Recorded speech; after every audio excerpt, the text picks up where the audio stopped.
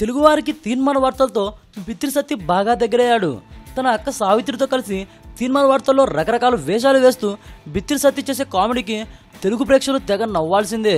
బిత్తిరి సత్తి తెలంగాణ యాసలో చేసే విన్యాసాలకు తెలంగాణ సీఎం కేసీఆర్ కూడా ఫిదా అయిపోయాడు.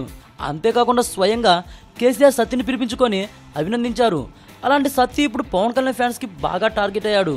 విశాఖలో ప్రత్యేక హోదా కోసం జరిగిన నిరసన ప్రదర్శనకు పవన్ మద్దతుగా ట్విట్టర్లో కొన్ని కామెంట్స్ చేశారు. ఈ ట్విట్టర్ మెసేజ్ను బిత్తిరి సత్తి తనదైన స్టైల్లో వక్రీకరించి కామెడీ చేసి చూపడంతో అది పవన్ ఫ్యాన్స్కు కోపం తెప్పించింది. ప్రత్యేక హోదా కోసం ప్రతి ఒక్కరు కలిసి జల్లికట్టును ఆదర్శంగా తీసుకొని పోరాడాలని చెప్పారు. అయితే ఈ మెసేజ్ను బిత్తిరి సత్తి సావిత్రి అక్క కలిసి హాస్యంగా చేసి చూపించారని పవన్ ఫ్యాన్స్ మండిపడుతున్నారు.